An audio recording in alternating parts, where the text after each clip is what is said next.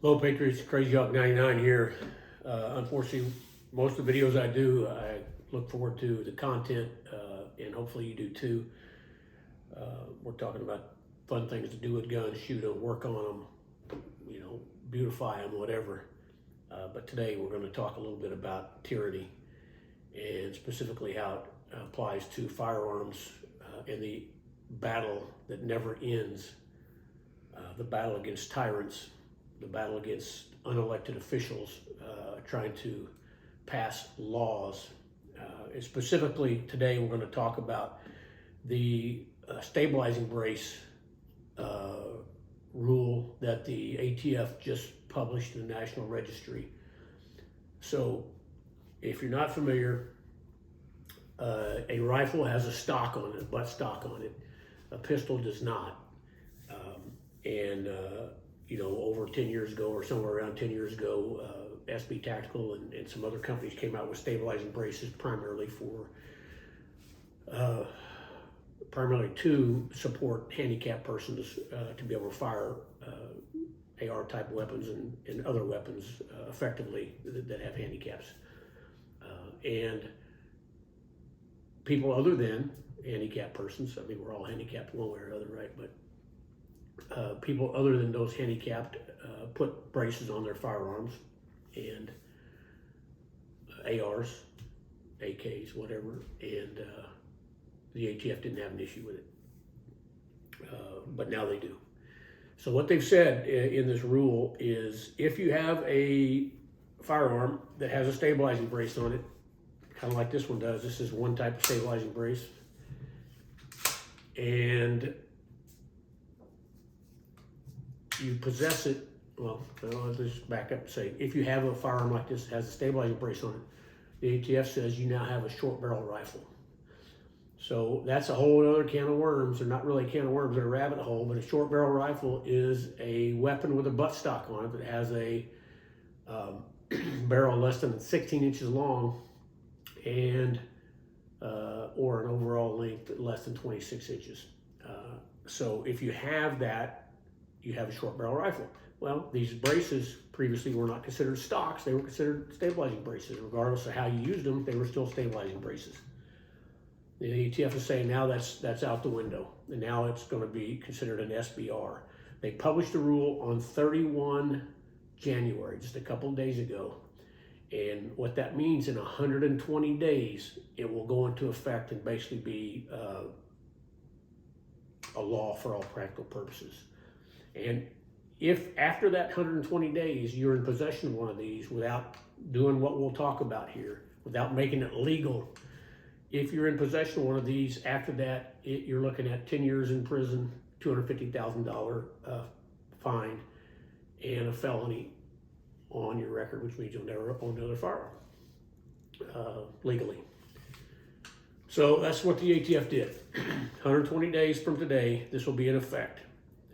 Not from today, from the 31st. Now, let me back up. It's already in effect for dealers, for FFLs. So if a dealer has one of these right now in his inventory, he can't sell it unless he registers it or goes through the process to make it an SBR, and then he sells it as SBR. So I made some notes, so I'm going to digress a little bit. So the rule is, now it's not automatic. If it has a stabilizing brace, it's not automatically an SBR. The ATF, when they proposed this last year, they actually came out with a worksheet, and you filled out this worksheet. If you got so many points based on the worksheet you filled out, they said, yeah, it's going to be an SBR. Well, they since did away with the worksheet because it was ridiculous, but in effect, the worksheet is still in the works, but it's in the ATF's hands. The ATF's one that's going to be doing the calculating if you want to know if you have an SBR or not. And you won't know until you know, and it's too late. So some of the stuff that will affect that, if you have a stabilizing brace on it, they're going to consider the length of the pull. The length of the pull basically is the length between, or the distance between the trigger and the rear of the firearm in its longest position. And they're going to consider stuff like if you have a magnified optic or an optic that you are required to shoulder the weapon to view, like a scope, right? Because you're really not shooting the scope one-handed. Some other stuff like that. I'm not going into all the details. The stuff's all out there. But they're going to basically, for all practical purposes though, if you have something with a stabilizing brace on it, they're going to say it's a short barrel rifle. I mean, there might be a couple that slip through the cracks. I can't even imagine a scenario based on what I've read, but there might be some. So how do you get around it? Say, okay, I don't want to break the law. What am I going to do? Somewhere between now and 120 days, the way to comply is you can make it a rifle. I'm sorry, you can't make it a rifle. They're already saying it is a rifle. You can put a 16-inch or greater barrel on it, okay, and then it will comply. You can remove the stabilizing brace permanently. They say permanently remove it. You can destroy the firearm, or you can turn the firearm into the ATF and they'll destroy it for you. You know, we don't even need to comment on those last two. They're so ludicrous. So that's what you can do to comply. Those are your options the ATF's given you. There might be something else out there, but for all practical purposes, again, that's the most of it.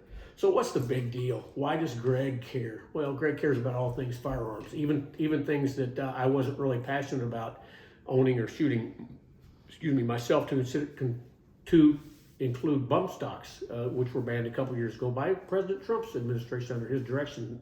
Keep that in mind. Tyrants don't know any banner to fall under or flag. So even if you don't care too much about firearms with braces, you should care about this, because this is just another huge leap and a huge infringement by the government on our rights. And if this goes down, it's just going to be the next thing. They're going to come after semi-autos. I know everybody's been saying that for years. Trust me, they try harder and harder every time, so it's just a matter of time. But why is it a big deal? Well, first of all, the braces were approved by the ATF when they were manufactured 10 years ago. And the ATF, for the majority of that time period, said they're fine. They're fine if you use them, they're fine if you shoulder them. Now, at one point, for a short period of time, they did go back and say, no, if you're shouldering it, you can still have it on there, but you can't shoulder it. You can just basically shoot it like this. But then they backed up on that and said, nope, shouldering it's fine. That doesn't change the weapon. And now they're back again. So the same government that said it's okay now is saying that not only is it not okay, but if you're in possession and you don't register it with them, which was one of the options I didn't mention. I'm going to come back to that. But anyway, they're saying if you don't register it or destroy it or modify it so it's no longer has a brace on it, then you've committed a felony, a serious felony. All felonies are fairly serious, but so that's one option I'd say. The ATF is going to allow you to register this as a short barrel rifle. Typically, to register something as a short barrel rifle, before you even have the weapon, you have to apply for a $200 tax stamp to be approved for that weapon to be an SBR, short barrel rifle. And you can't even be in possession of it beforehand. So if you were to buy a short barrel rifle from a dealer, you would first fill out the paperwork to purchase it. Not to purchase it, but to register it with the ATF, send them your $200, and they'll do a background check or whatever. And then they will grant it or won't grant it. And as they say, if they do grant it, you'll own an SBR. Well, they're going to do that now. They're going to allow you to do that, and they're going to grandfather you and say you don't have to pay the $200. That's great, right? Well, some people probably think it is. If you want to register something as this, you want to own something that the ATF knows exactly what you have and where you have it. You can't sell it again. If you do that, you can't sell it without whoever buys it from you going through that same process. They'll have to pay the $200 and they'll have to apply and everything before you even transfer it to them. There's other restrictions. You can't take it out of state without the ATF approving it. Just bizarre. There's a lot of bizarre stuff. So that's not something that I'm a big fan of. You might think otherwise. So that's one reason it's a big deal to me. The ATF already said these were okay. Now they're saying they're not okay. The other thing is, if this makes it so dangerous, let's think about it. They've been mulling this over for months. Heck, years actually. They proposed this over a year ago. This thing was proposed and it was pulled back before it was published. So for years, the ATF has thought for a couple of years, the ATF has publicly stated that these are so dangerous that they need to be removed from the streets or registered so they know who has them. Well, if they're that dangerous, why are we waiting? Why are we waiting? Not just 120 days. Why did we wait the last year or two? Why didn't this happen? Well, because they couldn't legally do it. They tried to find a legal way to do it, and I still don't think they have. But it's not about safety. None of this is ever about safety. It's about control, and they want to control who owns what. They only want the government to have firearms like this. Next, they'll come out with just regular ARs, which they already are. So that's another problem I have with it. So let's talk about something else. If you have one of these right now, and as a private citizen with a brace on it, you're okay until the 120 days runs out, and then you'll have to have acted on it one way or the other. But if you have something with a brace on it right now and you want to sell it, you can in states that allow private transfer of firearms with no process, which is most free states, you can still sell it as stated. But like in Virginia, they passed a law a couple years ago where you can't sell a firearm to an individual without going to the FFL, doing an FFL transfer, a person-to-person transfer. You cannot do that on a braced firearm now in a state like that, because an FFL can't log it into their books as a pistol or whatever. They have to log it into SBR. Well, it's not a legal SBR yet because there's no paperwork on it. So just keep that in mind if that's something, if you have one of these. So should you decide to register, is that something, that's an individual choice? I won't be registering mine, certainly not this early out. Would I consider registering before the 120 days? I don't see it. I really don't. I don't see it. And there's a couple of reasons for that. But first of all, the government already knows you have guns because they know you've filled out your 4473s to apply to purchase a firearm. They don't know which firearm. They know you've applied to purchase. So they know they can keep those records to say, we know who he asked to buy a gun. We don't know what he bought or what he didn't buy or whatever. But so they know the houses that have the guns. They don't necessarily know how many are there or what they are. But this, they'll know exactly where it's at. And if they ever ban them permanently, they'll know exactly where to go to get it. There won't be any question. And if you don't have it when they go to get it, go to jail for 10 years, $250,000 fine. So another reason that I don't recommend you registering or doing much of anything right away is there are big fights already in the making legally, and there's a lot of reasons for that. So I made a comment earlier about unelected officials passing laws. Well, that's what Congress is for. But the ATF has come out and said this is got a stiff penalty assigned, and they're the ones that decide that it's the law, they say. So the GOA has already sued them. Firearms Policy Coalition's already sued them. I think the NRA is working on something. All the major supporters of the Second Amendment, major organizations, are in this fight. And I believe we'll win. I mean, if I had to place a bet, I would say we'll probably win, and this will be rescinded or pulled or whatever, but there's no guarantees. Now, that said, let's say you decide you want to register, you want to be safe, and you definitely want to keep this firearm the way it is or whatever, so you decide you're going to register it and go through the process. That's an individual choice, and I'm not going to fault you for it. But if you do that, now, like I've said, and the ATF approves it, let's assume they will. If you do that, now you'll have SBR registered with the ATF.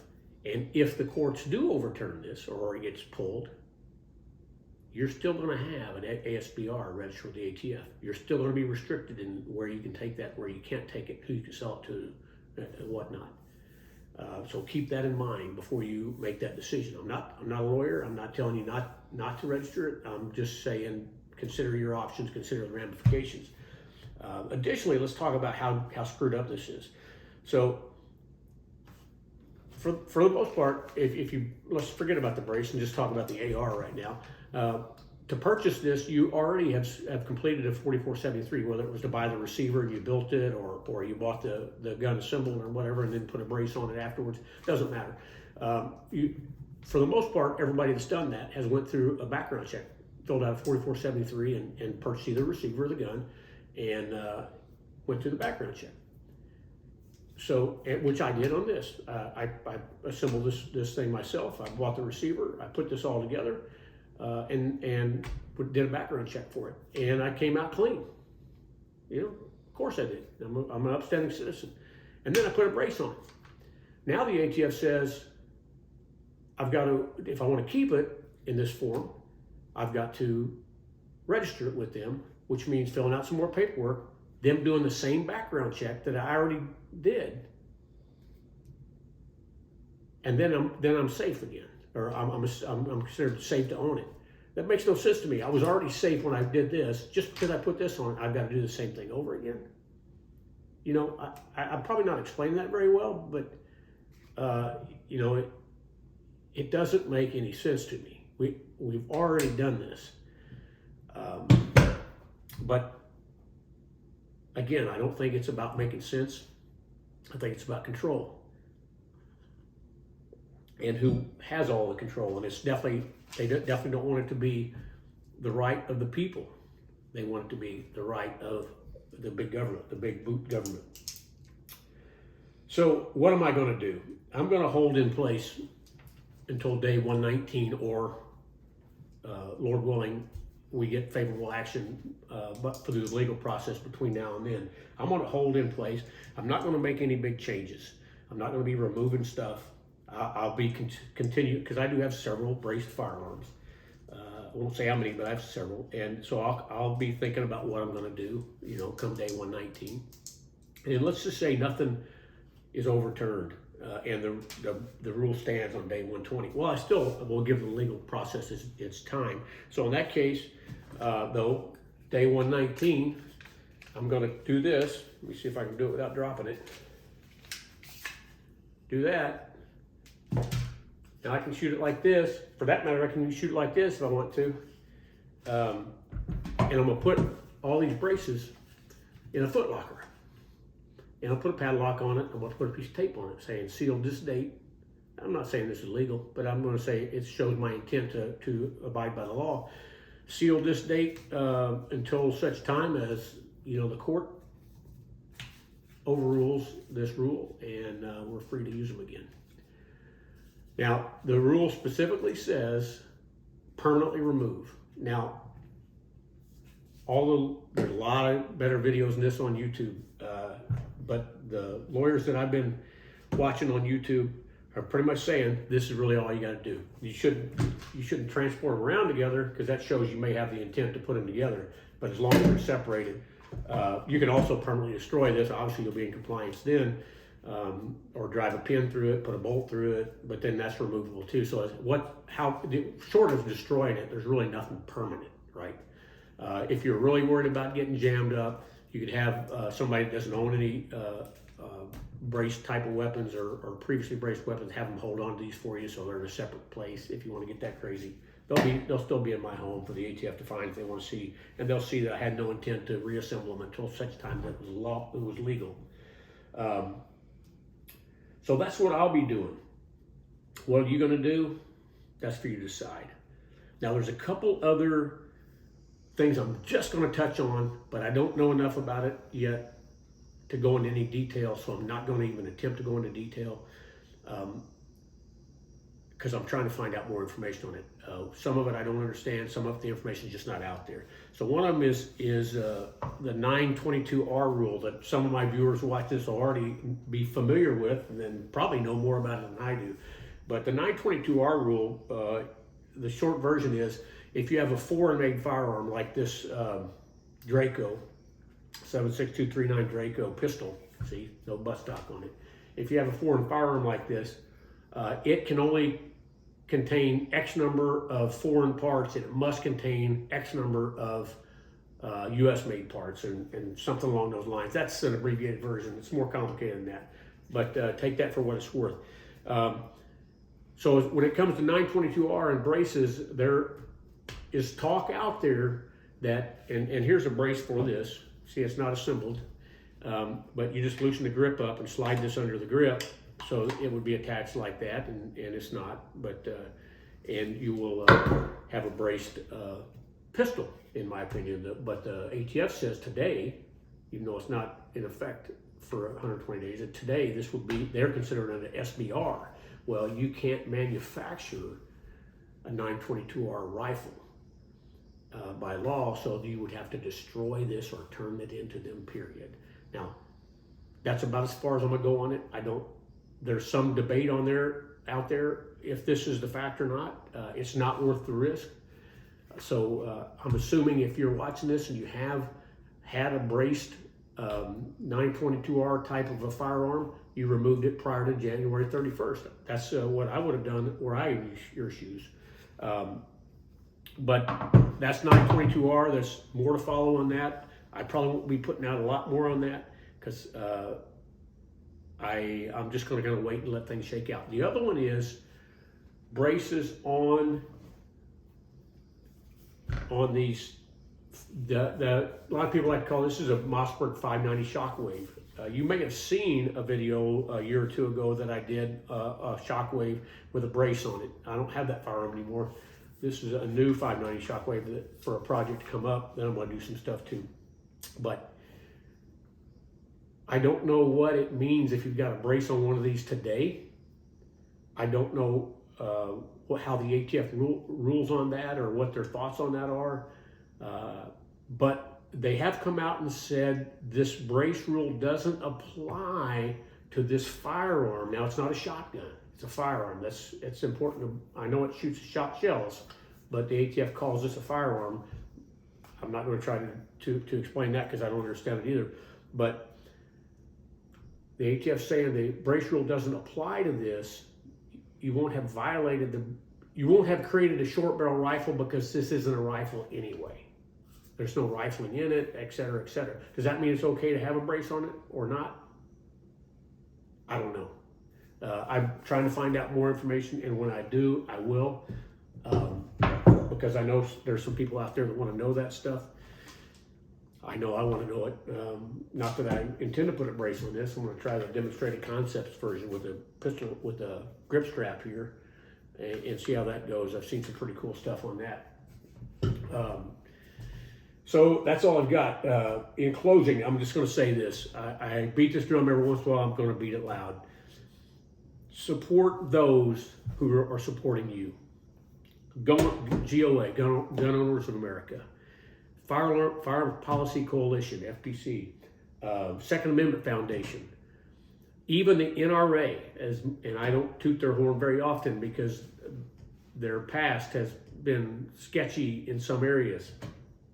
But even they are fighting this fight. Is their heart in it? I don't know. But if you're an NRA member, consider giving the NRA ILA a few dollars your money for a donation. Support who supports you. That also includes engage your elected officials, your congressmen and your senators, and say, this brace rule is BS, et cetera, whatever.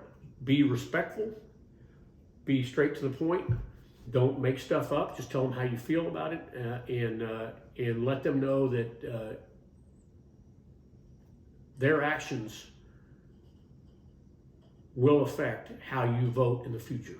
I mean, that's what they're there for. They're not. I know many of them are there to get rich, but they are supposed to be a representative of the people. That's why they're called representatives. So support who supports you. Engage who's supposed to be representing you. And make a difference.